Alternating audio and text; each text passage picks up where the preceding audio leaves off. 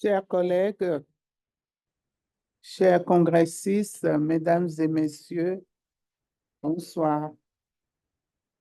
Au nom du panel de cet après-midi, sur le sous-thème numéro 6, intitulé Renforcement et valorisation des femmes africaines dans la recherche et le développement, je vous souhaite la bienvenue.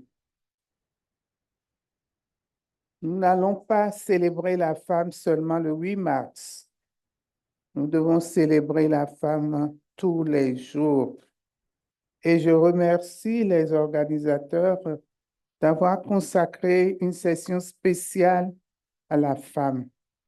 C'est notre jour aujourd'hui. Et la personne qui nous réunit au cours de ce colloque, c'est une grande dame, le professeur Awa Marie Kolsek, que je vous prie d'ovationner très fort. Permettez-moi de saluer le professeur Awa Kolsek, qui est mon mentor, derrière qui j'ai toujours été tout au long de ma carrière d'universitaire et des responsabilités que nous avons occupées tout au long de notre carrière. En effet, en tant que spécialiste en parasitologie, mycologie, j'ai eu à travailler avec le professeur Awa Kolsek, la première directrice de Rollback Malaria sur le paludisme.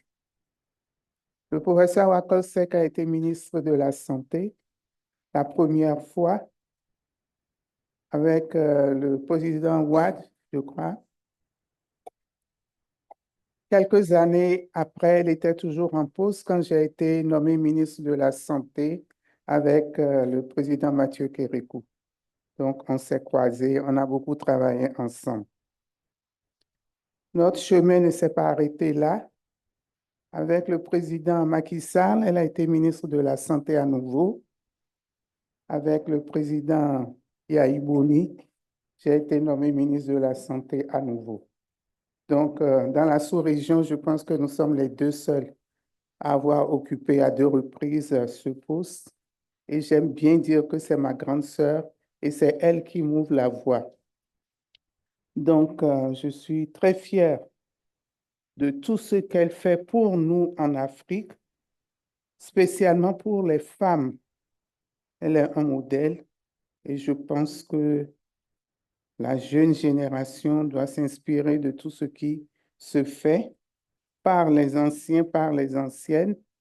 Et je salue également dans ce forum toutes les femmes ministres de la Santé qui sont ici représentées. Je voudrais citer le ministre Robalo, le ministre Raymond Goudou, et je m'excuse si j'en oublie. Pour en venir à notre thème, un petit témoignage. Quand j'ai commencé mes études de médecine, nous étions 5 filles sur 35 au total en première année de médecine. Donc, c'est dire qu'à l'époque, il n'y avait pas beaucoup de filles en fac de médecine, encore moins dans les facs de sciences. Mais aujourd'hui, la concurrence est dure, c'est 50% ou au-delà de 50%. Donc, nous devons continuer de valoriser la femme dans la recherche et le développement, notamment en leur donnant l'opportunité de s'inscrire dans les matières scientifiques. Pour animer ce panel, nous serons un certain nombre et je serai assisté comme co-chair par le professeur Ibrahim Seck. Et merci, professeur. Je sais que vous avez pris une part très importante dans l'organisation de ce congrès auprès du professeur Awa Kolsek. Merci beaucoup. Et je vais vous donner la parole pour introduire les panélistes. Merci, professeur, de prendre la parole. Merci beaucoup, professeur Dorothée. C'est pour nous aussi un grand honneur et un grand plaisir de co-présider cette session avec une grande dame comme vous. Ce qui tombe bien puisque nous sommes dans le mois des femmes, Octobre Rose, et c'est les femmes qui sont à l'honneur. Et par coïncidence encore, aujourd'hui, ce forum est dédié aux femmes. Donc, je suis doublement content de pouvoir co-animer ce panel avec vous. Je suis le professeur Ibrahima Seck. Je suis médecin de santé publique. Je suis responsable de la chaire de santé publique au niveau de l'Université Cheikh Anta Diop de Dakar et directeur de l'Institut Santé et Développement. Et je suis beaucoup plus ici en tant que secrétaire général de l'association Galien Africa. Et c'est un honneur, un privilège de pouvoir toujours assister, et il dit, le professeur Awa-Marie Coll Seck, qui est la présidente vraiment de l'association, qui a été mon ministre de la Santé, puisque à sa deuxième nomination, j'ai été son directeur de cabinet jusqu'en 2017. Et quand elle a été nommée ministre d'État, elle m'a aussi nommé conseiller technique et je l'ai suivi donc, à la présidence avec elle. Et ce forum qui est à sa 7e édition, nous l'avons initié ensemble. Donc, c'est encore un très grand plaisir, n'est-ce pas, d'être avec elle. Je pense que ce panel qui est centré sur le renforcement et la valorisation des femmes africaines dans la recherche et le développement, thème qui sera débattu par des panélistes de renom qui vont tout à l'heure se prononcer tour à tour. Je voudrais juste, si vous me le permettez, essayer donc de replacer un peu ce thème dans son contexte. Le contexte est double, puisque nous venons de vivre la COVID, qui a été une grande psychose et qui a montré encore une fois comment l'Afrique est dépendante, n'est-ce pas, donc des pays développés. On ne peut pas oublier quand il s'est agi de démarrer la vaccination, et même pour les médicaments, quand les autres qui produisaient disaient d'abord eux, après l'Afrique. Ça nous est resté à travers la gorge. Mais heureusement aussi, il est bon de le rappeler, l'option aujourd'hui de l'Union africaine, donc des chefs d'État, c'est de pouvoir encourager, n'est-ce pas, la production locale, d'aller vers la souveraineté médicamenteuse. Cela aussi répond à un besoin qui est extrêmement important puisque, il faut le savoir, surtout en Afrique subsaharienne, près de 90% des médicaments que nous consommons sont des médicaments importés. Donc, dans cette mesure, l'accès à ces médicaments est toujours très difficile. Mais si on veut aller vers la production locale, la souveraineté médicamenteuse et même l'indépendance vaccinale, il y a des mesures d'accompagnement. Et parmi celles-là, il y a le volet recherche et développement. C'est extrêmement important, puisque, vous le savez, la recherche doit accompagner toutes les innovations. Donc, si on veut faire la production pharmaceutique vraie, pas juste de reconstituer, n'est-ce pas, des médicaments déjà trouvés, alors il faut innover. Et cette innovation demande une bonne connaissance, une bonne pratique de la recherche et le développement. C'est ça qui accompagne la production locale. C'est pour cela que nous avons introduit ce thème, n'est-ce pas, durant ce panel. Et ce thème se fait conjointement avec un autre thème qui est l'accès, comment améliorer l'accès aux médicaments, qui est un panel qui se passe actuellement simultanément au niveau de la salle BC12. Vous voyez, c'est dire qu'on essaie de cerner, n'est-ce pas, les deux problématiques qui pourront garantir le succès de cette initiative de souveraineté médicamenteuse ici à Dakar. Mais du rôle des femmes dans le cadre justement de cette recherche et développement. C'est pour ça que nous pensons que le renforcement et la valorisation des femmes africaines dans la recherche et le développement sont essentiels pour promouvoir l'égalité des genres et maximiser le potentiel d'innovation sur le continent. Cela suppose principalement l'augmentation de leur accès à l'éducation, mais aussi à la formation et en particulier dans les domaines scientifiques et technologiques en faisant une discrimination positive à leur égard dans l'attribution, par exemple, des bourses de formation dans les domaines scientifiques. Les institutions de formation et surtout de recherche devraient également mettre en place des politiques qui favorisent la participation des femmes. Cela inclut le financement dédié à des projets dirigés par des femmes, ainsi que des programmes de soutien pour les aider à publier leurs travaux et à participer à des conférences.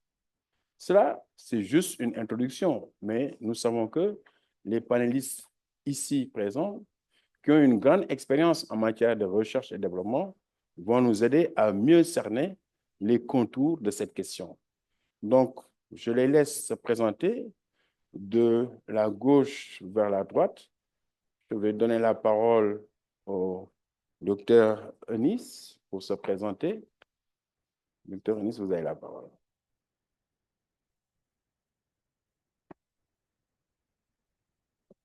Thank you, Chair.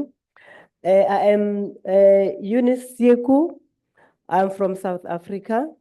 I am currently representing the Medical Research Council as the member of the board and also the chair of research and development in MRC.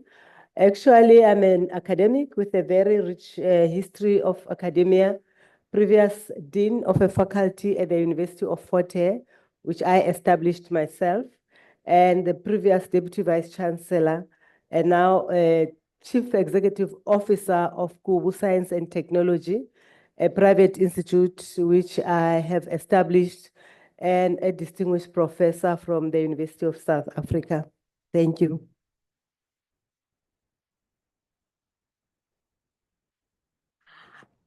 Good afternoon to everyone, and thank you, Chair, for the opportunity.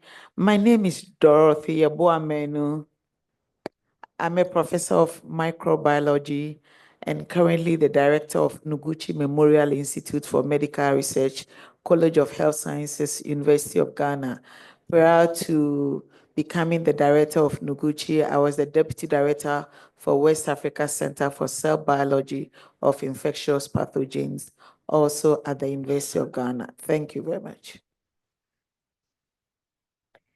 Bonjour à tous, je m'appelle Hindouzine, je suis fondatrice et CEO de la société Custeni, qui est une CRO française. Pour ceux qui ne connaissent pas ce que c'est qu'une CRO, c'est une société prestataire de services qui gère des essais cliniques, de la faisabilité jusqu'à la rédaction du rapport final pour le compte de l'industrie pharma, les labos, les biotech et même pour les chercheurs institutionnels.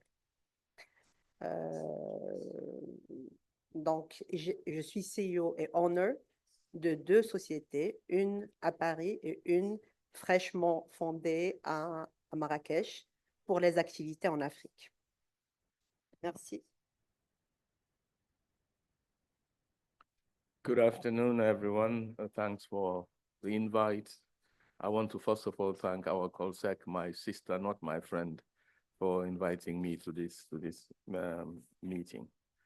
I'm a professor of infectious diseases and emeritus director of the Medical Research Council, the Gambia, until recently when I founded the Africa Research Excellence Fund, founded to nurture a community of health research leaders and experts capable of taking care of the sick and also research in our environment. Thank you.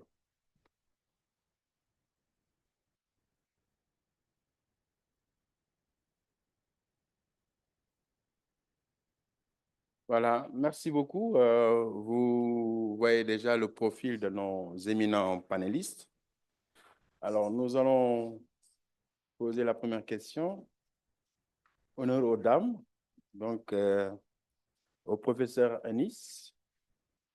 Can you share your views and the various advantages and limitations of this valorization of African women as leaders in RD, research and development? We didn't hear.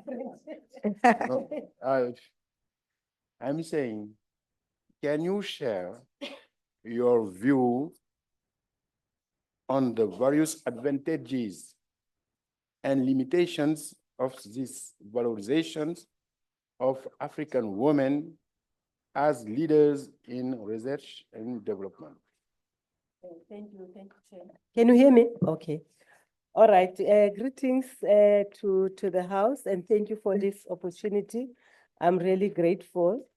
I want to start by just making an example of history. I think somebody alluded to it, that over the 63 years ago, more than 20,000 South African women marched to the union buildings to protest against the apartheid government extension of past laws to women.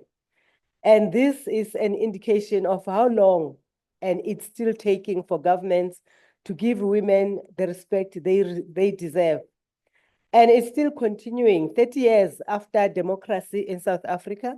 And we are now in the 7th administration, but we are still on the issue of giving women an opportunity.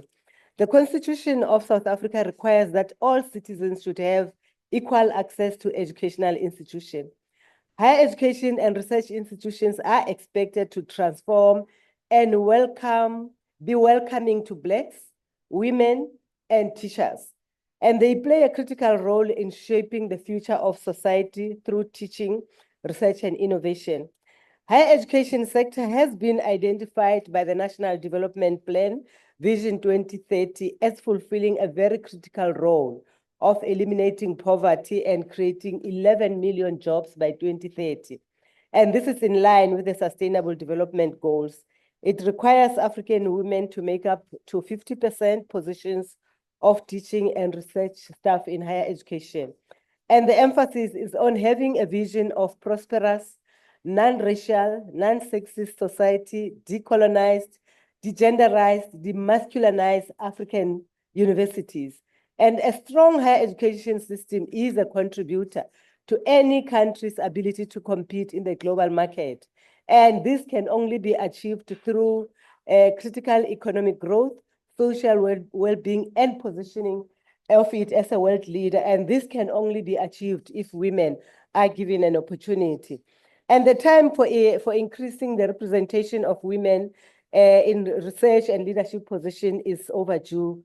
The United Nations Commission on Status of Women, UNESCO 67th session, evaluated progress in order to formulate concrete policy to promote gender equality and advancement of women worldwide.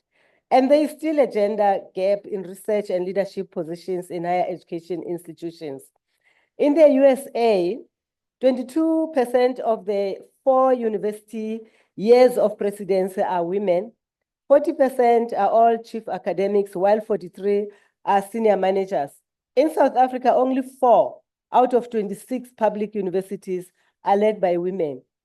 In universities at Nigeria, Ghana, Uganda, and Ethiopia, women are equally underrepresented in these positions. And in Africa, this gap is really worrying because it continues to lag behind. We have had since this day started, I think this week started.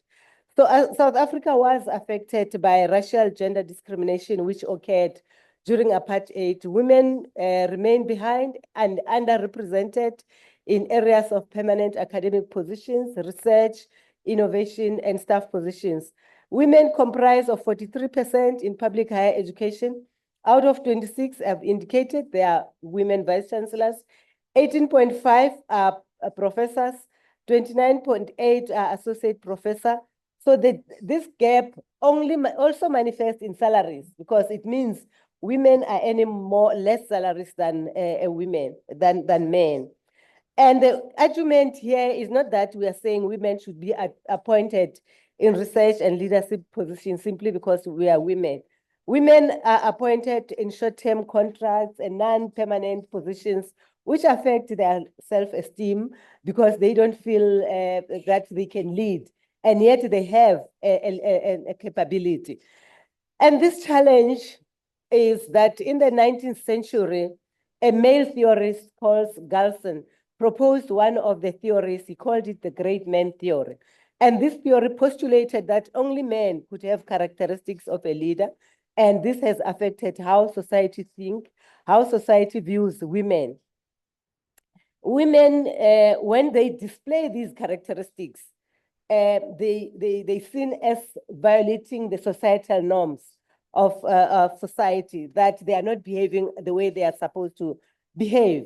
Now, these are limiting traditional characteristics of leadership, which does not give women an opportunity to go up in positions, to go up in research, to go up in higher education.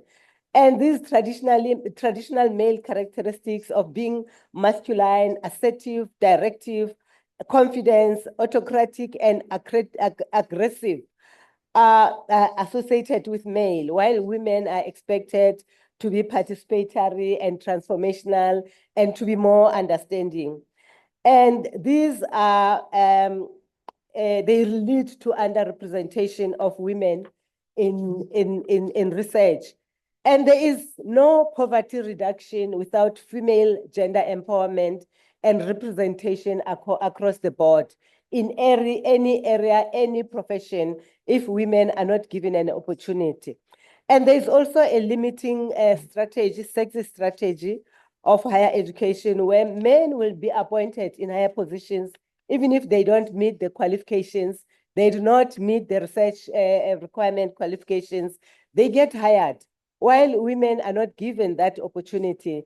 And because the club, we call it the boys club. The boys club is more powerful because there are more men and they come together and they advise and they advocate for each other, while the girls club is very small and there is no support because the women are few there.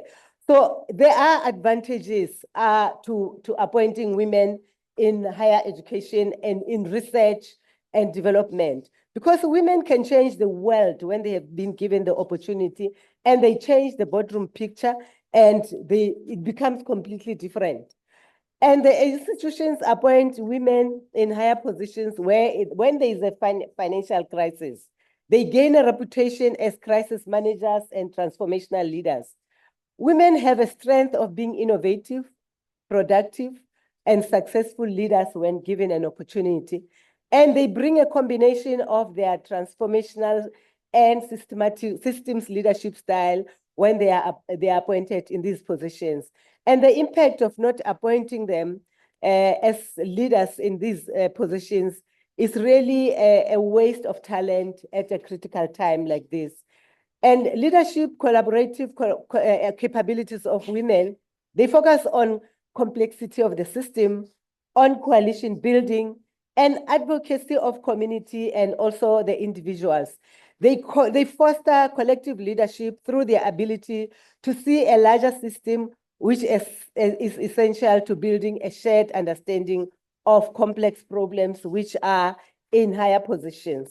When given an opportunity, women leaders have the capability to see reality through the eyes of people different from themselves, and they encourage others to be open. They build relationships based on active listening, on networks. Trust and collaboration flourishes under their leadership. Women can outperform men. Institutions with the highest return on equity, they appoint women in higher positions, and the total return of shareholders. So there is a positive relationship between gender-based balance management teams and performance indicators such as employee engagement, brand awareness, client retention, and financial profitability when women are given an opportunity in any industry, specifically in higher education and research. Thank you, sir. Merci beaucoup. Vraiment pour avoir dégagé déjà toute la discrimination auxquelles les femmes sont victimes et tout ce qu'on a à gagner lorsque les femmes sont désignées ou bien sont des leaders dans le domaine de la recherche et développement. Alors, je voudrais, avant de passer aux autres panélistes qui sont là, donner la parole à un panéliste qui est en ligne, qui aurait dû être là, mais qui va intervenir en virtuel. On me dit qu'elle est connectée. Lia Tades, est-ce que vous pouvez vous présenter et justement réagir par rapport à cette question? You have the floor, Lia. Thank you so much, Chair. I think the last part of what you said, unfortunately, the translation was not working. So I'm sorry, I did not. Can you please introduce yourself and also give us your point of view about how, can you share your views and the various advantages and limitations of this valorization of African women in research and development? Thank you very much. And again, I also would like to appreciate the invitation to be part of this important panel on women in research and development, and thank also Professor Awa for the invitation. I'm Lia Tadesse. I'm the Executive Director at Harvard Ministerial Leadership Program and former Minister of Health for Ethiopia. And on my background, I'm a physician, obstetrician, gynecologist, and public health professional, and a pleasure to be here. And it was really highlighted well by previous speaker on this topic and the chair that the progress we've made so far globally in terms of health, economic and social development has been as a result of science and technology through research and development. And the current challenge we face globally, like poverty, diseases, communicable and non-communicable, climate change, and more, again, we need more innovation, research, and development to address these issues, and more so vital in Africa. But we see that women who, of course, represent half of the world population are significantly underrepresented in those spaces, starting from higher education studies, and then all the way up in areas of research and development, and in those careers in general. And there has been, of course, notable progresses in many of our countries to narrow the gender gap from national policies to the implementations at the grassroots level. But it's still a harsh reality that the gender gap is still very wide, particularly when you see it in this context. And this problem is not just a problem of inequality, but it's also really hindering the valuable contributions and perspectives that women really bring to advancements in science and innovation, because they bring different perspectives to accelerate progress. And many evidence has been documented for women in leadership and women in science and development, that they have different attributes that they bring to the table in terms of trust, diligence, performance, and drive and passion that the commitment they bring, and in the collaborative spirit they work, which we need in research and development. And so the why we need it is really very loud and clear, but there are so many limitations, as was mentioned earlier. And the key starts from the foundation of education. We're still facing in many of our countries, even starting from the access to education before even coming to quality and progress, but even to access to education, because women and girls face so many cultural norms and societal expectations.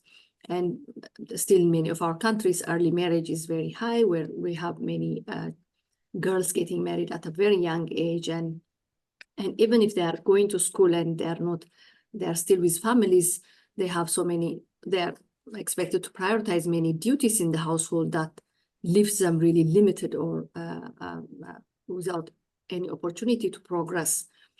And for the context for my country in Ethiopia, the government has really focused on investing in education, particularly in girls. So there has been progress in involvement of education, but it's about 94% for girls now in primary education. But when you go to secondary education, it drops to about 25%. And then when you go to higher education, it drops much less than 10%. And again, the challenge of early marriage, as I said, is there. And unfortunately, these biases and stereotypes are not only at maybe in the rural area or the community level, but these biases and stereotypes are there in classrooms, in teachers, in up to policy making, and they affect on how girls and women see themselves, on what kind of career choices they make, because they limit themselves because of those things they pass growing up and the career choices. So it hinders really their pushing to those STEM fields and those fields in which are progressing to research and innovation. And I think the other couple of things I would add in terms of the limitation is when women, once they're in their profession, after they pass through the higher education and get into maybe academia or other areas of research and development, they still have to fulfill their roles as women. They're mothers and wives, and most of our environments are not supporting those roles that women have to fulfill that, because they don't need to change their role. I mean, their gender, I mean, who they are as a woman. They cannot work like being a man or avoid, for example, having families, but there are not enabling or supportive environments to help them excel, to help them progress.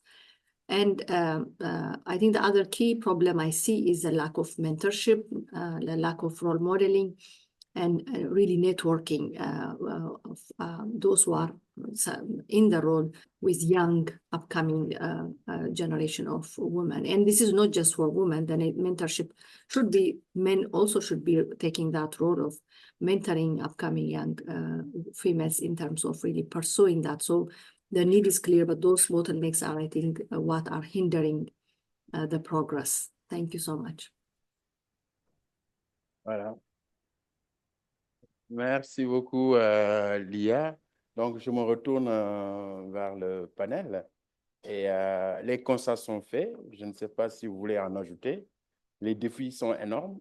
On se rend compte que sur le plan organisationnel, sur le plan de l'organisation des sociétés, sur le plan donc de l'égalité des genres, sur le plan de l'éducation, hein, que les femmes sont légères, sont désavantagées, hein, elles n'ont pas souvent de mentors, et même les politiques publiques aussi, dans certains de nos pays, ne favorisent pas trop aussi le développement, l'émancipation des femmes dans ce domaine-là.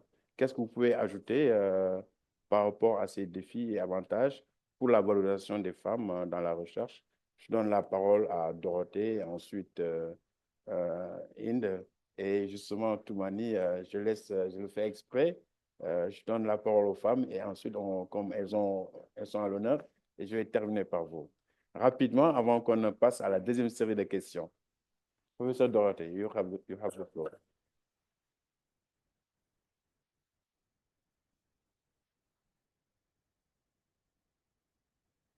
Thank you very much.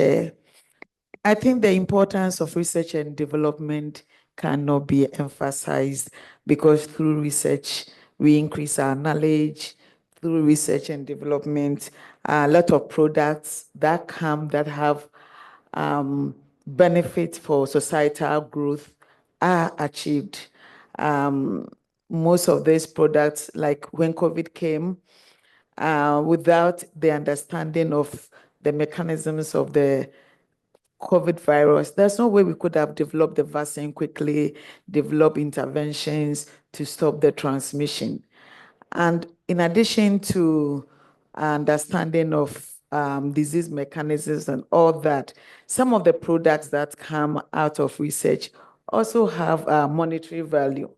And so for every society, being involved in research and development is very crucial. And as Africa, we cannot limit ourselves or remove ourselves from research and development. And that is why Africa Union has come with Agenda 2063, the Africa we want, Agenda 2040, and so forth. And for us to benefit from research and development, we cannot limit it into one gender. If we do that, then we are going to shortchange ourselves of the brain power, because women are about 50% of the global population. Why do we limit research and development to just one gender? And it is important that we involve women, the leadership in research, because women come with a lot of advantages of being part of research. Women are smart. I don't believe in making it look like, oh, we are lesser being, so they are doing us a favor. We can do it. And we've done, some women have done it and have achieved a lot. And so all that we need to do is to continue encouraging ourselves that we can do it. So increasing women in research brings innovation. Women have experiences and our viewpoints are different from men. And so we add value to whatever will be achieved. And so women must be included. And also when we include women in research and development, especially in the health, there are a lot of publications that have come up. A researcher analyzed about 1.5 million health research and realized that publications that women are leading include studies that included themselves, as well as studies that led to development of products that are of importance to women. And so it's imperative that as we continue to encourage research and development within the African continent, we need to include women in research. The other thing that it's of importance, especially in leadership role, is that women are we are embracing. Women embraces a lot. And if we include women in research and development, the opportunity of passing it to the next generation will be enhanced. I hope Professor Touma Nkoura will agree with me, since he's a man and he's doing a lot. But women are doing a lot in research, and I think we need to encourage women. The unfortunate thing is that in some of our countries, policies have been passed.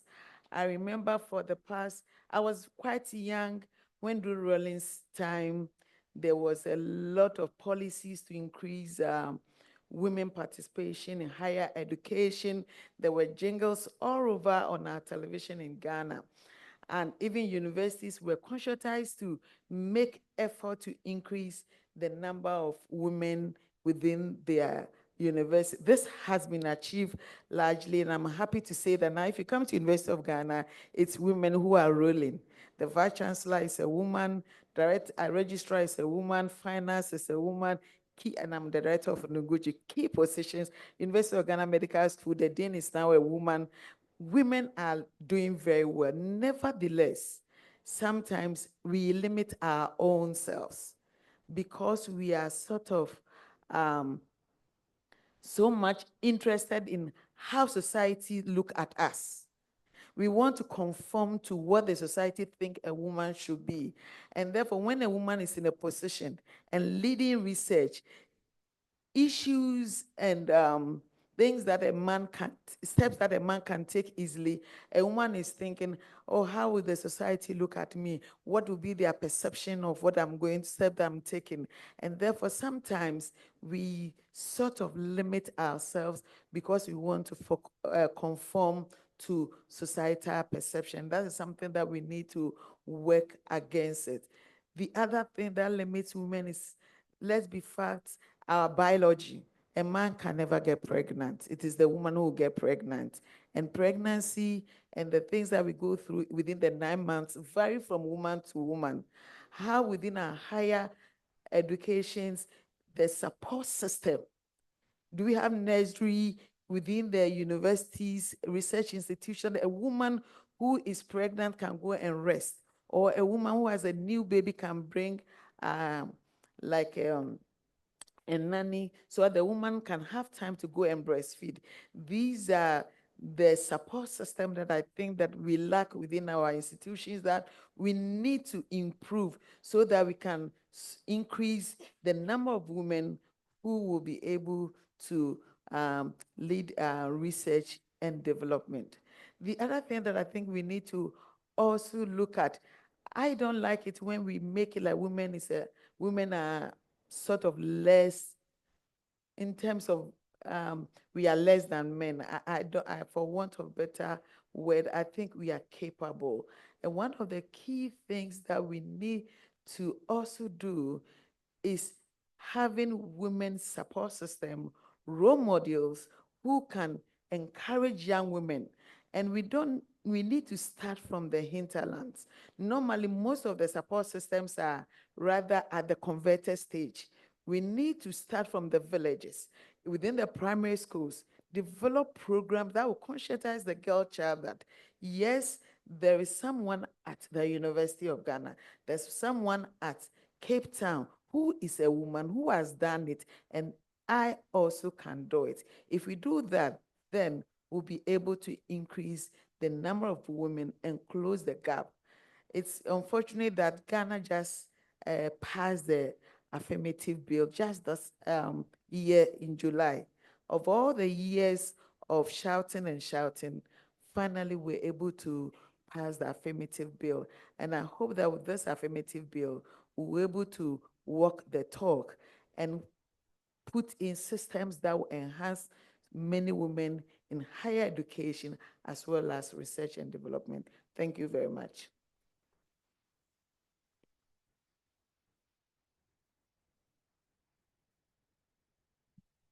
Merci beaucoup, Dr. Dorothée.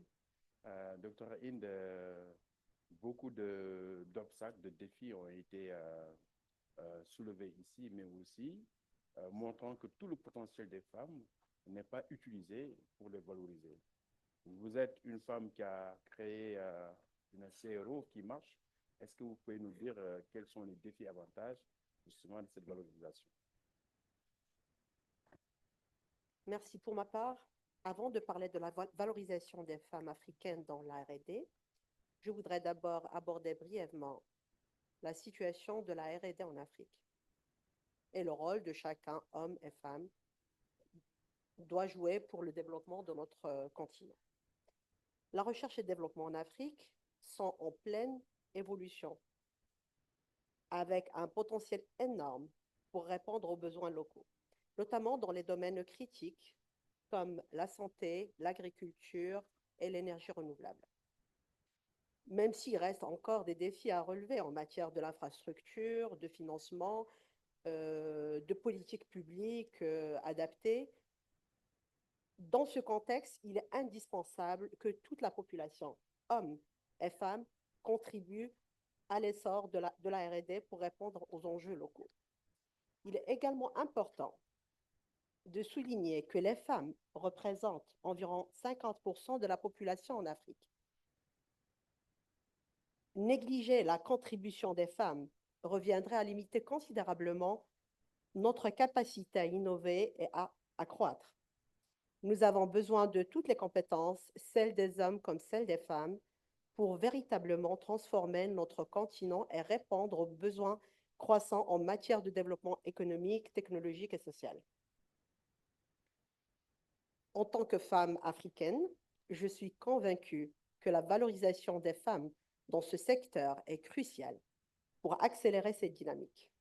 Mon expérience personnelle en est une illustration, si j'ose dire. En 2013, après une dizaine d'années d'expérience dans des leaders, des multinationales leaders dans ce domaine qui est la recherche et développement, notamment en recherche clinique, j'ai occupé des postes à responsabilité, mais après une dizaine d'années, j'ai décidé de voler avec mes propres ailes. Donc, j'ai décidé de créer ma première structure qui est QCT Link. Ça, c'était en 2013. C'était pas facile. Une femme dans un domaine où historiquement géré que par des hommes. Ce n'est jamais facile. Mais il faut oser. Il faut oser, il faut croire en soi sans complexe. Il ne faut pas avoir de complexe. Il suffit d'avoir la volonté, bien sûr, la capacité nécessaire et l'expérience nécessaire, et être bien entouré pour se lancer dans cette aventure. L'année dernière, j'ai pensé à contribuer aussi pour mon continent, qui est l'Afrique. Donc, j'ai pensé à créer une structure qui peut présenter des services et des prestations les mêmes qu'on présente et on propose en France au continent africain. Je sais que la R&D, avant, n'était pas très développée en Afrique, mais maintenant, avec la mouvance de la souveraineté médicamenteuse, je pense qu'il y a un marché potentiel où on peut contribuer et soutenir les sociétés pharmaceutiques, biotech, et les accompagner pour mener à bien cette mission. Merci. Merci beaucoup. Vous pouvez fermer votre micro. Alors, professeur Toumani Kora, on semble quand même bien nous incriminer, nous les hommes, finalement. Hein? Les femmes ont un potentiel et les statistiques montrent qu'elles représentent 50%. Mais quand on voit les statistiques au niveau des universités, des écoles, elles font partie des plus brillantes si elles ne sont pas les plus brillantes. Mais vraiment, le pouvoir des hommes fait qu'il y a une discrimination. Qu'est-ce qu'on peut faire? Quel est votre avis devant tout cela? Thank you very much. I must first of all confess that I'm a coward, so I'm going to attack the men. I believe rightly that men are to be blamed for the situation that we find ourselves in. I mean, I wonder whether we are just cowards. I mean, because we went to school with the girls, and we know that some of them were much better than us. We went to university with the girls, and we know that some of them were much better than us. So our teachers, some of the very good ones, were females. The professors, some of the best ones, were females. Most of us in this room are believers, and we know that two sexes were created, not one superior to the other, but equal. And we know that for procreation, we need the two sexes to continue living on this earth. So what is it that gives us the right that we are superior? And I want to blame the men in the houses. The fathers watch the women who are brought up in the past in a way that the girl child has specific jobs and the male child has specific jobs. It is time for the father to say in the house that my children are equal, they're going to do the same work together, and they're going to grow and develop the same way with the same opportunities. The fathers must appreciate and push for this equality of the girl child. Now let's look at ourselves. The best football player, since we're here in Senegal, Alaji Diouf, had 2 feet. He used both left and right legs. The best cook in the kitchen uses both right hand and left hand. What makes us think that a one-handed cook or a one-handed footballer is the best thing that God has created? We need both sexes to triumph, and we must do this. But to achieve this, women, with the support of men, must strive to sit at the table, the decision-making room. Unless women are present where the cake is being shared, all you'll continue to get is the crumbs. Men are greedy, and they'll grab the cake for themselves. So you must come out and go to whoever.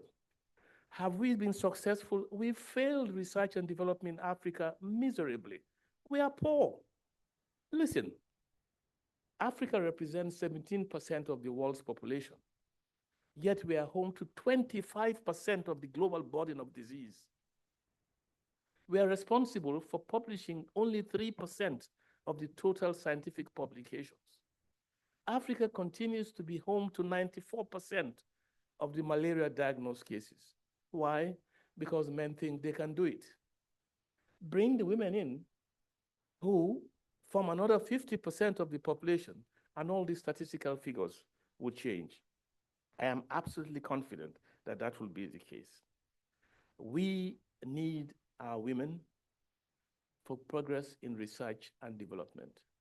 Just this morning, I got confirmation that the Gates Foundation, together with Cambridge University, have announced postdoctoral training for people who were not trained in the United States. And guess what? They're doing one of the most important things. They're going to fund the sponsors, the spouses of people and their children to go to these places to study. This has been one of the major stumbling blocks for our women scientists. The husband will not allow them to go away for 3 months or 6 months. So this change that the man who would like to carry the woman's bag to accompany her to the studies wherever she is going might help change this. We need affirmative action. We need to change the status quo. If the health status is going to improve by enhancing research and development in our continent. Final statement from me, we need our women. Thank you very much. Merci beaucoup. Nous avons donc bien fait le tour des défis, des constats. Ils sont nombreux, mais mais pas impossible à relever, puisque on voit que en face, on a des femmes qui sont en mesure de relever le défi. Maintenant, on va faire un deuxième tour de questions pour essayer de voir comment, dans vos domaines spécifiques, vous pouvez contribuer justement à promouvoir la valorisation et le renforcement de la recherche et le développement, n'est-ce pas, auprès des femmes. Par exemple, professeur Toumani, qu'est-ce que le Fonds d'excellence pour la recherche en Afrique peut faire et quelles sont les opportunités spécifiques qu'il offre aux femmes? Thank you very much. When I introduced myself, I did say that I was the founder and, in fact, the executive director for the Africa Research Excellence Fund, which was founded based on one conviction, that Africa's health research agenda and Africa's health research priorities must be led by Africans. To achieve this, we need to develop our people at a level where they can compete and win their own grants. But to achieve the goal to the question that was just asked, it clearly hinges on human capacity. If we do not have research capacity, we cannot achieve what has been pronounced this afternoon. If we want to make Africa a manufacturing plant, where drugs are just brought in, the ingredients are brought in, mixed together, and we then manufacture it, then we can stay as we are. But if we want to make sure that we have the science behind the creation of new drugs, then we need to develop our research capacity. And to do this, we must focus on developing the critical mass of researchers who can lead this project. My foundation focuses on identifying, developing, and ensuring that the environment is ripe for African talented young ones to stay in Africa. Our experience over 10 years show that this is possible. We have now trained 800 Africans from 41 different African countries. They are staying in Africa. They are winning their own research grants. They are developing their own research teams. They are developing their own research labs. And they are publishing on diseases that are relevant to our communities and therefore on the pathway to the skills and knowledge required to embark on manufacturing of their own drugs. We need to develop an equitable system in our society for both men and women and also for the people we work with. We hope that this sustainable model of researchers that we're creating, since they're staying in Africa and they're developing the next generation, will be a way forward to do this. At RF, we have 11 staff. 8 of them are women. Our CEO is a woman. Our CEO was an RF alumni. So here goes the room for sustainability. Let us develop our research capacity and let us win grants and funds to grow our R&D capabilities that will lead to the manufacturing of drugs and vaccines. Let us not make this a home where people come and put mixtures together and say they've got a new tablet. Thank you very much.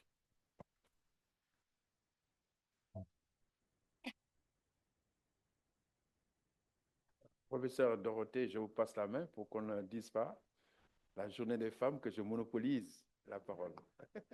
Vous avez la parole.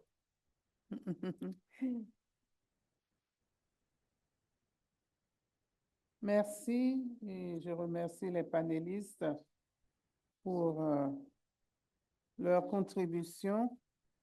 Et je voudrais dire tout simplement que lorsqu'on donne la possibilité à la femme, on voit les progrès qu'elle peut réaliser.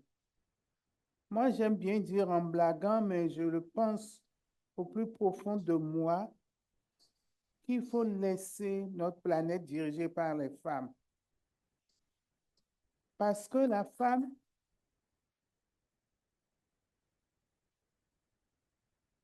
quand elle prend les engagements, elle fait tout pour honorer ces engagements-là.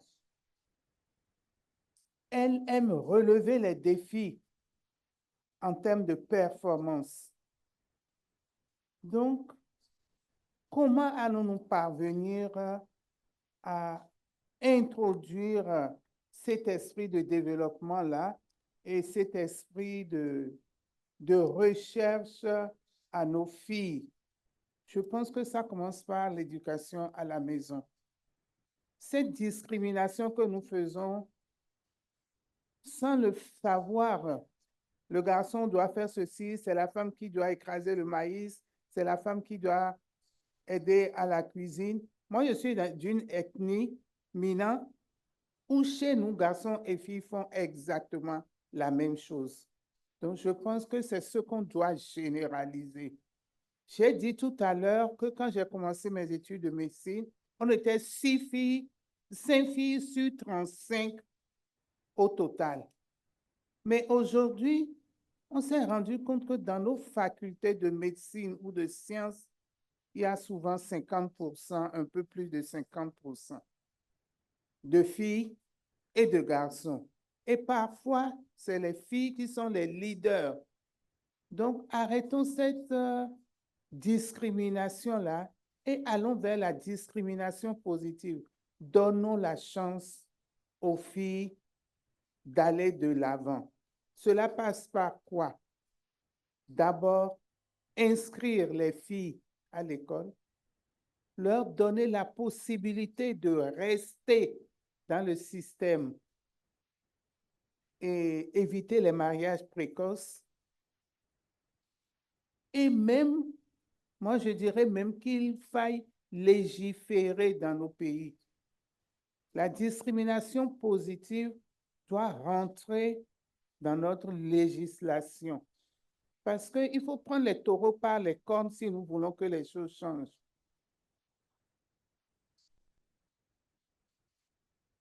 Un exemple, quand vous regardez dans les laboratoires d'analyse médicale, la plupart des techniciens de labo sont des femmes. Donc, on a déjà cet esprit-là de la recherche. Donc, allons un peu plus loin, accompagnons les femmes. Moi, je crois vraiment en la discrimination positive et c'est ce que je voudrais partager avec vous.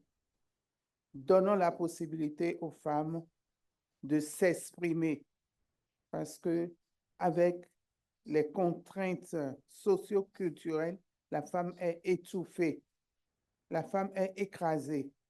Mais levons ces barrières-là et on va voir comment la femme va exploser et comment on va mener le monde. Merci.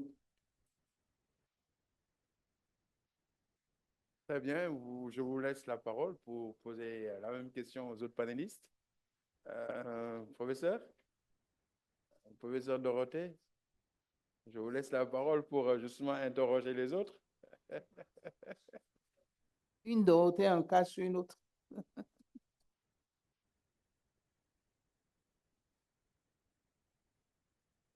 Je sais que vous avez parlé, oui, c'est l'instinct de femme. En tant que femme, vraiment, on vous a touché dans votre plus profond et vous avez réagi en femme. Mais en tant que modératrice, je voudrais justement que vous posiez la même question aux autres femmes pour réagir. Et comme ça, on va recueillir leurs avis. So Voilà. it's my turn. Ouais, vous avez la Yes, to respond to the same question put to Professor. Yes, so my institute is the Noguchi Memorial Institute for Medical Research.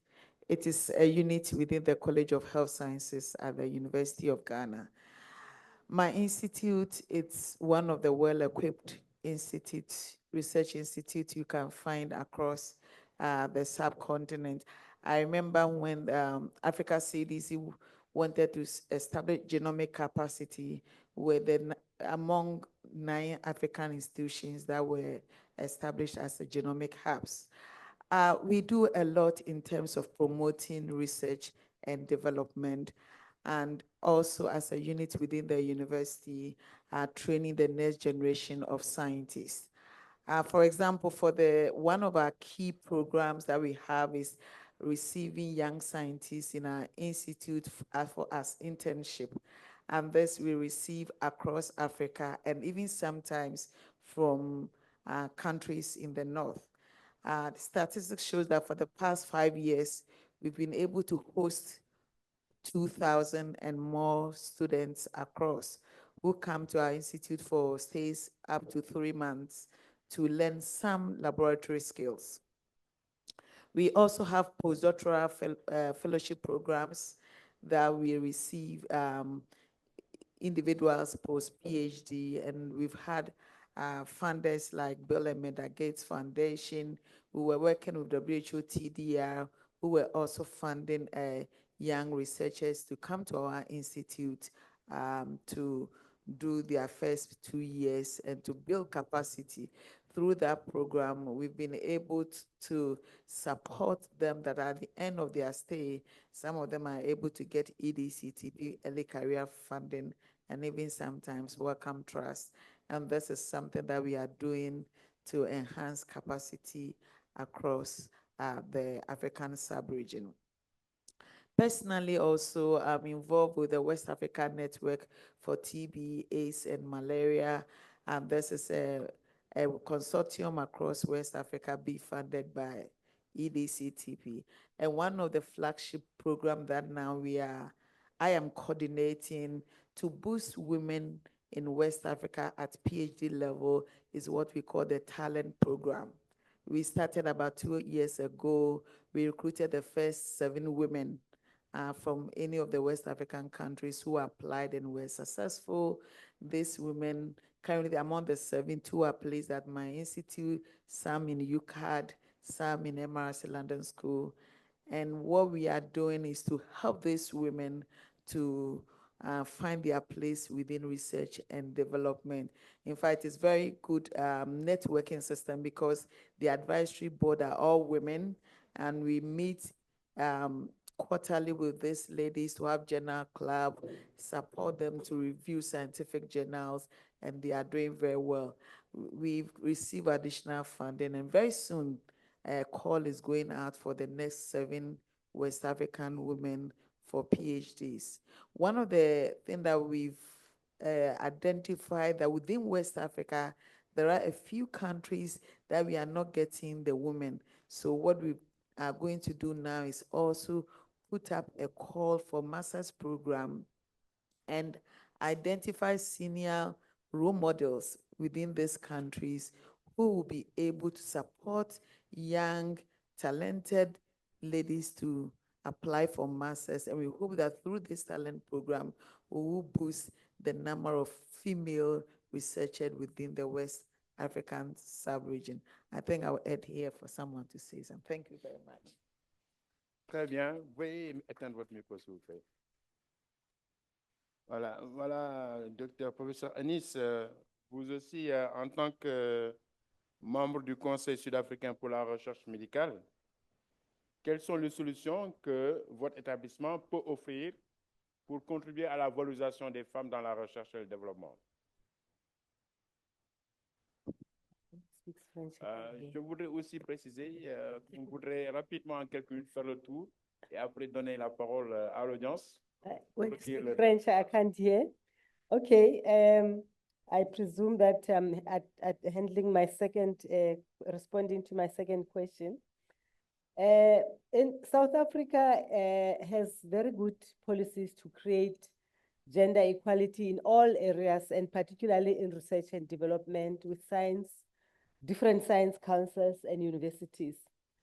Performance of universities is agreed upon between the Minister of Higher Education and the principals of universities.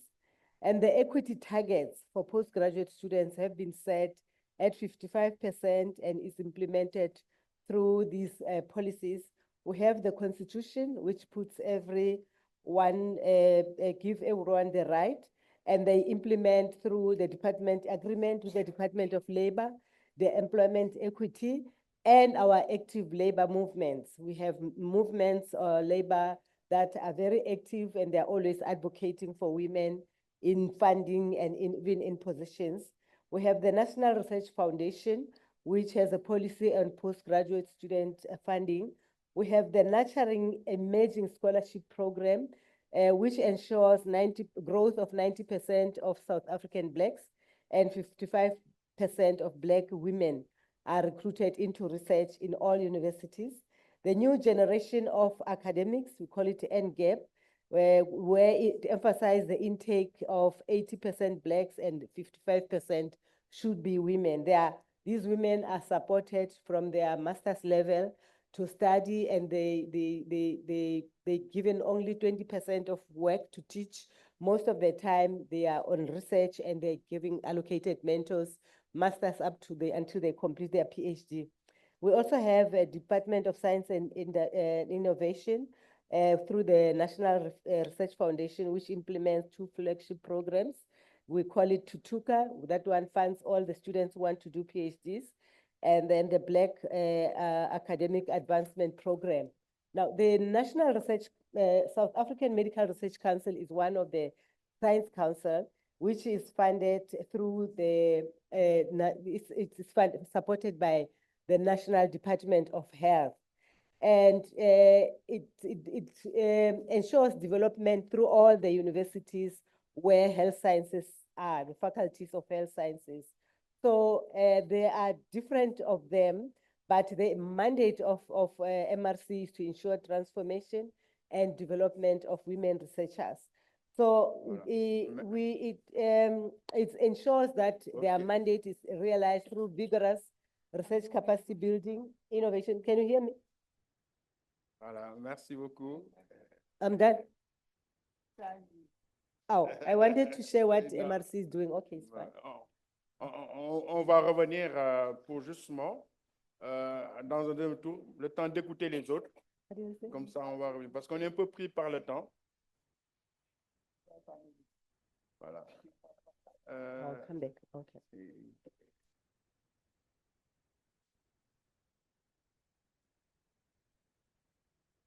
Il faut mettre votre casque, voilà. Alors, donc, Inde, est-ce que vous pouvez nous dire aussi qu'est-ce que QCT Link peut faire pour contribuer à la valorisation de la recherche en Afrique, Bien sûr. surtout pour les femmes? Oui. En ce qui me concerne, avant tout, j'aimerais bien souligner que je ne suis pas une partisante de la discrimination positive.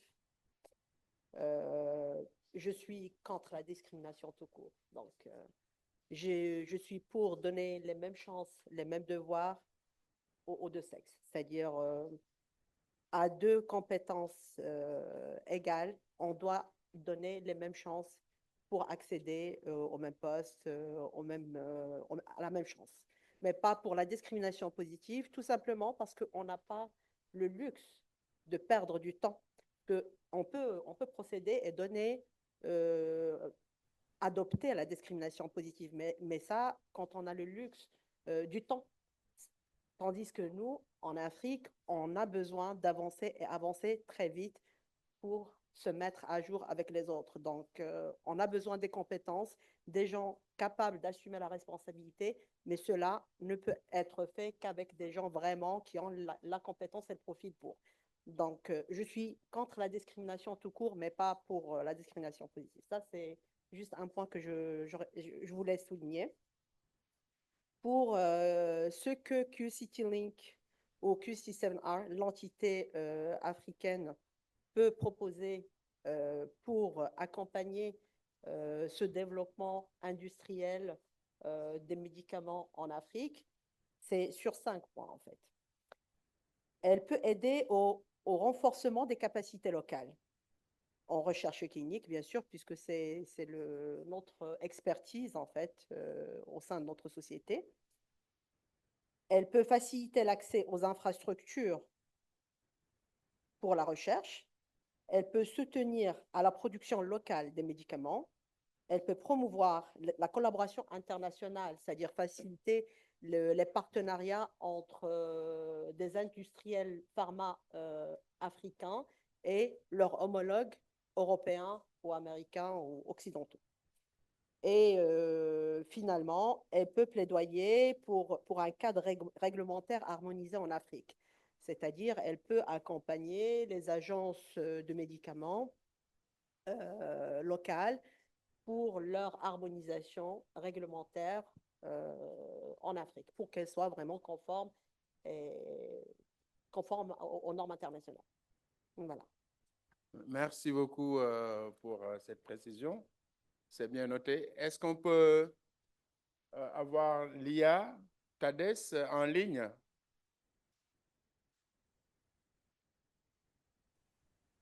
I'm online. Lia, est-ce que vous pouvez nous donner Can you hear me? Okay, in your opinion, Lia, what policies and strategies should African countries put in place to strengthen and to enhance the contributions of women in RD? Thank you very much. And a lot has been said. I think, of course, the first would be, of course, having national policies is important. The government has to set the tone that in the constitution policies that we need to invest in women at different levels of the system. And I think I can relate to that because we have, including the constitution and women's policy and other policies that focus on investing. But it's not enough, of course, to have that, but it has to translate into action. But the other key area, again, I want to stress, as I said in my earlier remark, is on how we invest on education. And it starts from the primary. It's not enough to have girls' enrollment be a big focus, but also the dynamics of how they are taught in classroom by equipping teachers, really having resources that portray women researchers and those in development as role models, so that because it starts very in much earlier phases of life on how we create the education system. But also in terms of higher education, we've had we're fortunate that there was a legislation that really pushed for higher intake of women into higher education, into universities and colleges, which really brought a big impact for us in Ethiopia. And that, of course, has its own different perspectives, but it was really key to bridge that gap and push that forward. But that's not really enough. There needs to be initiatives like scholarships and grants that target young women and researchers. And we've had examples of scholarship for graduate studies specifically designed for women through Addis Ababa University, benefiting them from waiving tuition and providing stipend to ensure that they are progressing in those programs in master's and PhD level. But also, of course, not just government or public institutions, but civil societies that need to also work in those areas. And we've had those kinds of women scholar support programs that really help them. But there also need to be communities that really foster networking for researchers. I think the Africa Research Academics for Women is a good example. And we had an Ethiopian branch for that, where women researchers were networking to build other young researchers, mentoring and role modeling. But academic institutions also need to be really proactive in eliminating gender bias during recruitment, promotion, and the number is already small, so there needs to be really a clear recruitment procedures that encourage women to apply and in promotion as well. And the last point maybe I would like to say is for this to progress in women assuming leadership roles is really important, both at national level, subnational, or in academic institutions, so that this agenda can be really a big focus. We need more women in leadership roles, and it has, of course, to achieve that also all these areas are key. But the last thing I would say is it's also us women who should not hold back, but also push, as Professor said, to be on the table and address this agenda. Thank you so much. Merci beaucoup, Lia Tades. Nous venons d'écouter à tour de rôle les différents panélistes. Il nous reste encore du temps et on voudrait demander à nos invités spéciaux si, devant tout ce qui est dit, vous avez des commentaires pour renforcer les solutions, mais aussi les défis, s'il y a quelques défis qu'on a oubliés. La parole est à vous. Docteur Diallo, vous représentez le ministère de la Santé. Qu'est-ce que le ministère est en train de faire pour justement pallier à tous ces problèmes et contribuer à la promotion donc, et à la valorisation des femmes dans la recherche et le développement?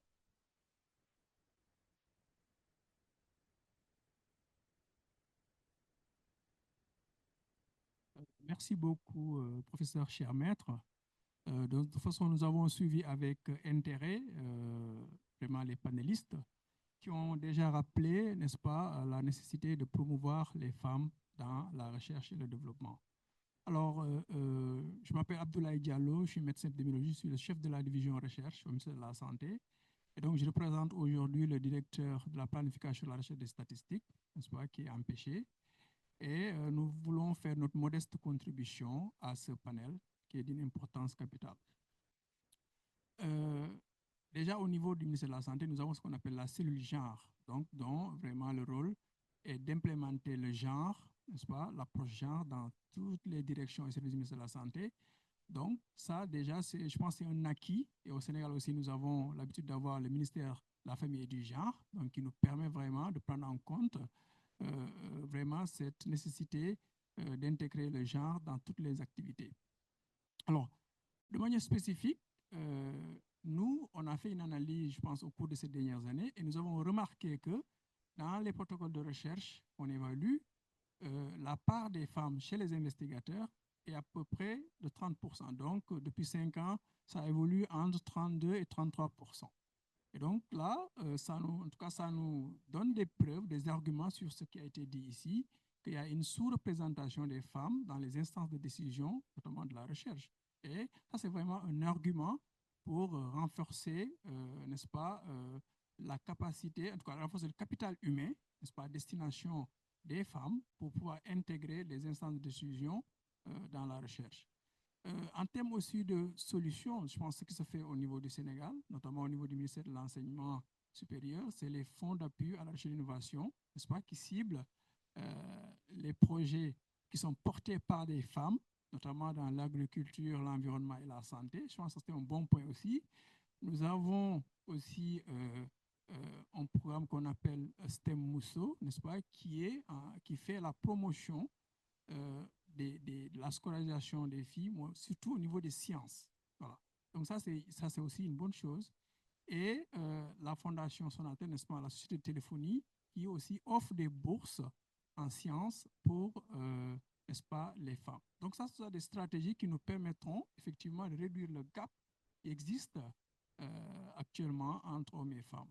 Je pense que ça peut nous aider à atteindre les objectifs, notamment les objectifs ODD, qui sont dans l'égalité des sexes, mais aussi la réduction de la pauvreté en autonomisant plus d'autonomisation de femmes. Et une autre solution aussi, je pense que nous savons tous que dans la recherche, notamment, c'est le niveau doctorat. Donc, on va souvent vers 25, 26, 27 ans. Et donc, il y a aussi, je pense, un conflit ou une compétition entre les normes sociales, n'est-ce pas, qu'il faut qu'on se marie, bon, à un certain âge, mais et les exigences de la recherche qui font que nous devons poursuivre, aller plus loin pour avoir, n'est-ce pas, la capacité de faire la recherche. Donc, PhD, postdoc et consorts. Donc, tout ça aussi, je pense, il y a nécessité d'avoir une flexibilité, n'est-ce pas, pour les femmes, notamment en termes d'horaire de travail, bon, les congés vraiment pour enfants. Donc, je pense que tout ça, ça peut aider aux femmes, n'est-ce pas, de pouvoir compétir avec les hommes. Voilà, je pense que je vais m'en arrêter là, puisque le temps qui nous est imparti. Je vous remercie. Je laisse la parole à Madame le ministre. Cathy, vous êtes scientifique, des leaders. Si vous avez des mots, quelque chose à dire, Madame le ministre, vous avez la parole. C'est bien moi, hein? D'accord. D'accord, merci beaucoup. Je voudrais féliciter les différentes panélistes ainsi que le professeur Toumani, en qui j'ai vu une prédisposition à tout concéder aux femmes. Donc, je vous remercie, mais je pense quand même qu'il faut savoir raison garder. Il y a des initiatives très innovantes qui commencent maintenant au primaire jusqu'à, disons, au CM2, hein, où on enseigne déjà le leadership, hein, aux enfants. On leur explique un peu ce que c'est que l'entrepreneuriat. Et je pense que ça crée déjà des pistes pour ces jeunes filles. Voilà. Et j'ai pu apprécier, en tout cas en Côte d'Ivoire, mais je pense que ça se fait un peu partout, des clubs de mathématiques. Voilà, les clubs de filles en mathématiques, des clubs de filles en sciences et tout. Et je pense que cela suscite, hein, des envies d'aller plus loin et de faire un choix très vite sur ce qu'on souhaite faire plus tard. Je pense qu'il faudrait qu'on essaye sincèrement très tôt de susciter cela aux filles, aux jeunes filles. Surtout dans les écoles, nous avons eu un lycée très performant, le lycée Sainte-Marie d'Abidjan. Mais vous voyez, ce lycée, depuis des années, fait pratiquement 100%, mais mieux dans les différents examens jusqu'en terminale. Et au sein de ce lycée, on suscite vraiment des vocations. Et avant la terminale, ces jeunes filles savent exactement ce qu'elles souhaitent faire plus tard. C'est-à-dire qu'il n'y a pas d'ambiguïté. Celle qui veut devenir médecin, depuis le départ, après avoir reçu des médecins qui viennent de temps en temps parler de la profession, des options qu'elle pourrait prendre. Donc, je pense qu'il faut susciter. Voilà. Faire de la discrimination positive, je pense que tous nos États maintenant ont inscrit la parité. Le Sénégal fait 50-50% à l'Assemblée nationale il y a quelques années. Je ne sais pas si ça va être le cas cette fois-ci. Mais bon, la Côte d'Ivoire a inscrit également la parité après être passée au quota. Donc, je pense que maintenant, puisque nous avons ces notions de parité, le genre, c'est l'homme et la femme. Donc, il faut de plus en plus, je pense, susciter très tôt. Et puis, cela va permettre aux femmes de participer à la vie de leur pays, tout en étant imprégnées très tôt des options qu'elles souhaitent prendre plus tard. En tout cas, voilà ma contribution. Merci beaucoup, professeur. D'autres contributions? Qu'est-ce que le Fonds mondial ou bien le Maroc fait pour la valorisation de la femme dans la recherche et le développement?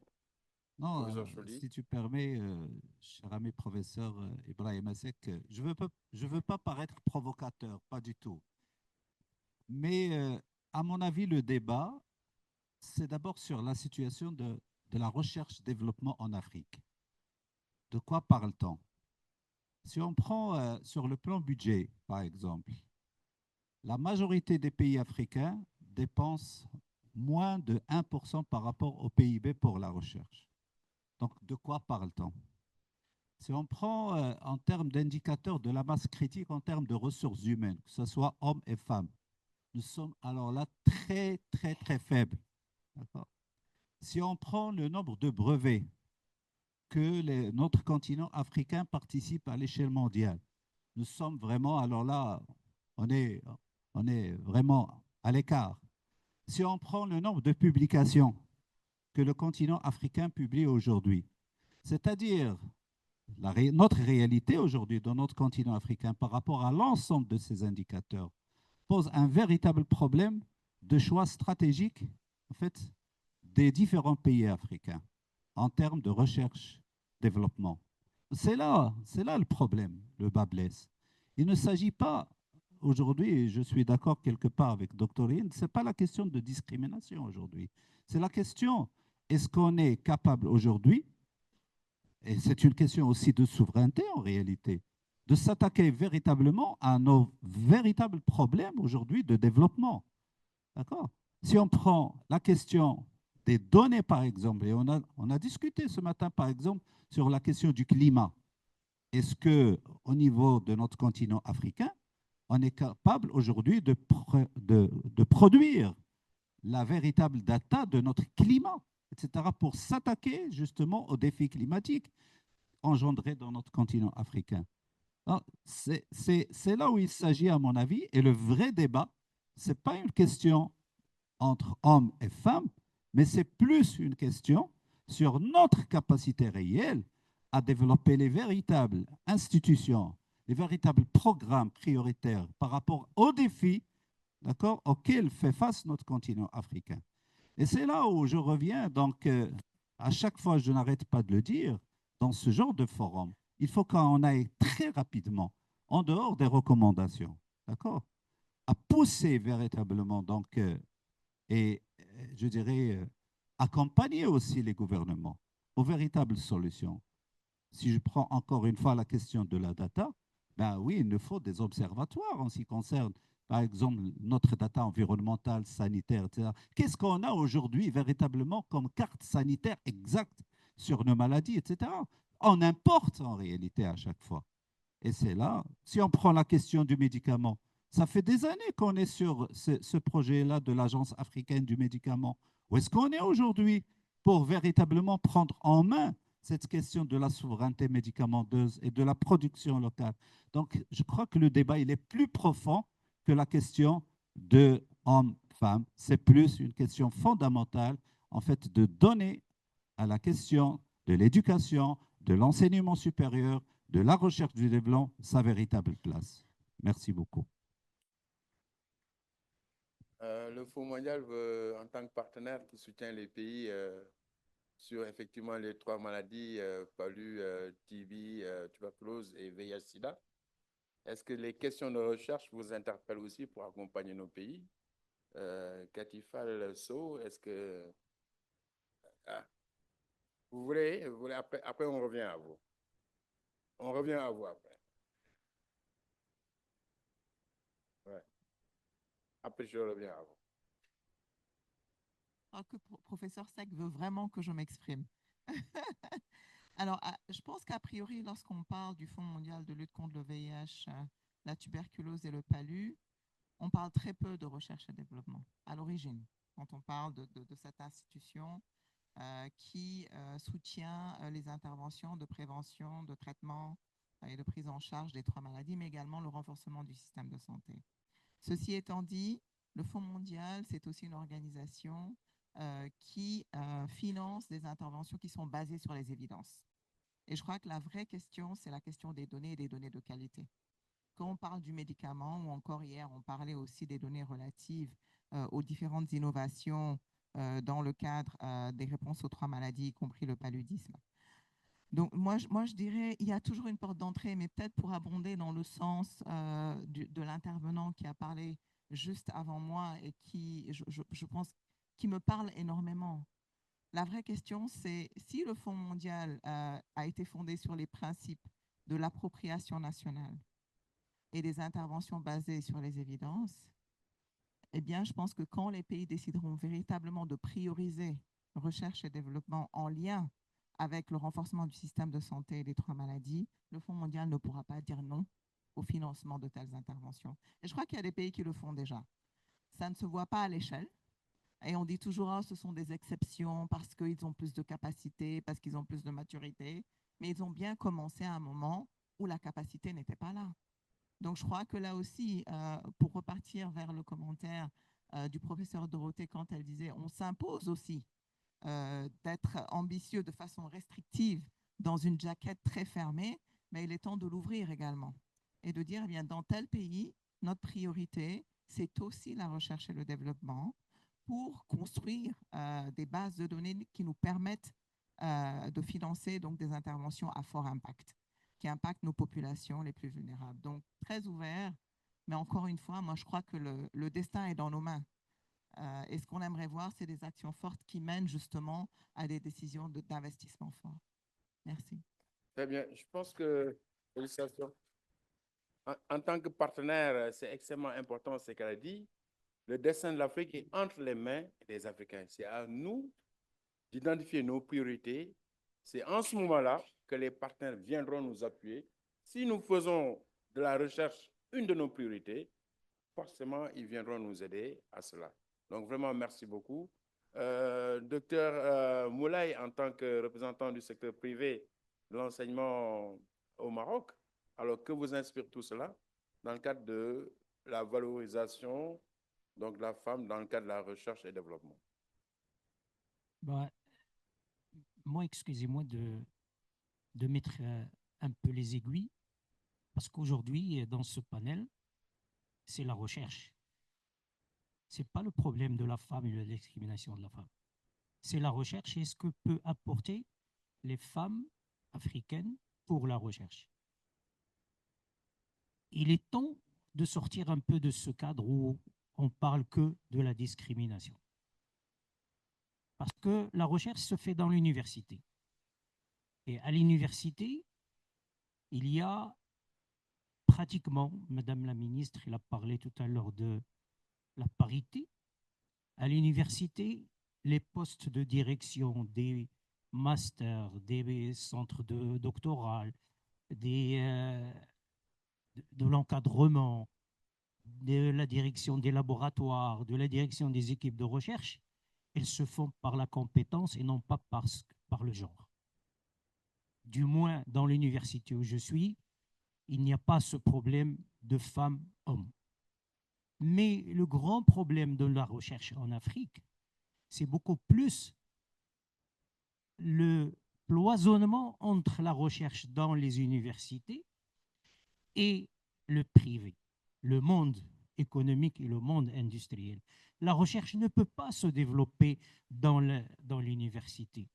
Elle doit se développer dans un environnement, un écosystème général où les hommes d'affaires, le privé, l'industrie, l'économie participent à la recherche par le financement de la recherche et par la demande des industriels pour faire de la recherche sur tel ou tel problème qu'ils rencontrent dans leur domaine d'activité. Et donc, il est temps que l'Afrique crée des centres de recherche, comme il se fait dans d'autres contrées. En Europe, il y a des centres de recherche multi-country, c'est-à-dire plusieurs pays qui se mettent d'accord pour créer. Est-ce qu'on a la création de ce type de pôle même dans nos universités? Il y a beaucoup d'universités en Afrique. Les universités, ils ont des partenariats. Moi-même, j'ai des partenariats avec des universités africaines. Et ça se limite à des échanges, mais ça ne se limite pas à créer une thématique où on va faire de la recherche. Quel que soit le niveau de la recherche, mais il faudrait qu'on arrive à créer ces centres. Est-ce qu'il y a des observatoires à l'échelle africaine pour l'ensemble des thématiques traitées pour la recherche? Il n'y a pas que la santé. Le développement économique, il se fait aussi par le développement de la recherche sur le monde économique. Tout ce qui se fait au niveau des technologies nouvelles. On n'en a pas ça. Moi, je ne suis pas pour dire que la femme, elle est discriminé ou il n'a pas sa place dans l'université ou dans la recherche. Il faudrait que la femme prenne sa place et ne pas toujours dire permettez-nous de faire de la recherche et permettez-nous d'avoir notre place. Non, il faut prendre votre place et vous l'aurez. Et d'ailleurs, j'ai vu depuis 2 jours, il y a beaucoup de femmes compétentes qui ont parlé et on dirait qu'il n'y a que les femmes qui gèrent le monde. Merci beaucoup. Nous sommes presque arrivés au terme de notre panel. Nous voulons conclure en essayant de synthétiser quelques idées phares qui sont ressorties, partant des constats, mais aussi des solutions qui ont été proposées ici. Je pense que le constat a été bien fait et il est unanime.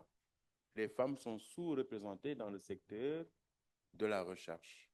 Ça, il faut le dire, parce que sur le plan social, sur le plan organisationnel, il y a encore certaines pesanteurs qui persistent, qui empêchent la femme de bien se développer sur le plan de la recherche. Alors, mais devant cela, il y a eu des propositions qui ont été faites. Alors, la première proposition, c'est le changement des mentalités. D'aucuns disent qu'il ne faudrait plus qu'on aborde la question de la recherche. D'ailleurs, sur le plan de la discrimination positive ou négative, il n'y a pas, ce n'est pas un problème de femme ou d'homme. Mais je pense qu'un consensus a été bien dégagé. Pour faire de la recherche, il faudrait d'abord avoir des capacités développées. Et en cela, le premier point d'entrée, c'est l'éducation, qui doit commencer à la base. Cette éducation doit être différenciée en éducation au niveau des familles, mais aussi éducation dans le parcours académique. Qu'est-ce que je veux dire par là? La subdivision sociale, parfois, encourage la femme à ne pas pouvoir évoluer pendant longtemps dans le domaine de la recherche ou des sciences en général, puisque c'est elle qui fait les travaux domestiques, c'est elle qui doit s'occuper de l'enfant, c'est elle qui doit aller au champ, etc. Et souvent, les pesanteurs font que, avec les mariages précoces, on l'a dit, les crèches qui manquent au niveau de certains trucs, donc les femmes sont un peu découragées. Alors, il faut, dès la base, qu'il y ait un changement de mentalité, qu'on puisse essayer de donner beaucoup plus de chance aux femmes de revoir la répartition des rôles et responsabilités déjà au niveau familial. Mais au niveau scolaire et académique, je pense que des solutions ont été proposées au niveau de l'éducation de base, au niveau de l'éducation secondaire, mais aussi au niveau supérieur. Il faut encourager le parcours évolutif des femmes. Et d'aucuns même ont proposé l'organisation en club mathématique, la proposition de bourses pour inciter les femmes à embrasser les filières scientifiques. Le mentorship, c'est extrêmement important, n'est-ce pas? Ça, c'est des voies et moyens qui ont été proposés ici. Mais cette éducation, cette valorisation des femmes dans la recherche doit être portée aussi au niveau national. Il faut que les politiques publiques puissent penser à supporter ce développement des femmes dans la recherche. C'est pour ça qu'il faut qu'il y ait une véritable volonté étatique pour encourager, n'est-ce pas, les femmes dans cette filière. Mais cette volonté étatique ne doit pas simplement viser la promotion des femmes. On a beaucoup insisté sur le financement. Et on ne peut pas développer la recherche avec un financement qui est insuffisant. Et pour ce financement-là, il ne faut pas simplement le financement étatique. Il faut la contribution, n'est-ce pas, du privé. Donc, il faut les ressources domestiques améliorer, augmenter, et c'est en cela que les partenaires pourront venir appuyer les pays. Nous pensons que ce qu'on vient de dire, c'est peut-être juste quelques éléments qu'on doit mettre sur la table pour contribuer à la promotion de la valorisation de la femme dans le cadre de la recherche et le développement. Mais c'est sûr que tous les points ne sont pas épuisés. Et c'est pour cela que je voudrais vous inviter à arrêter ici et applaudir tous nos panélistes, vraiment, pour leur belle contribution durant tout ce panel-là. Je vous remercie de votre attention et donc, sur vos acclamations, on vous remercie. Voilà, merci beaucoup. Je ne sais pas si vous voulez dire quelque chose, Dorothée, c'est fini? Ajouter que la recherche doit être une priorité vue de façon holistique pour notre continent.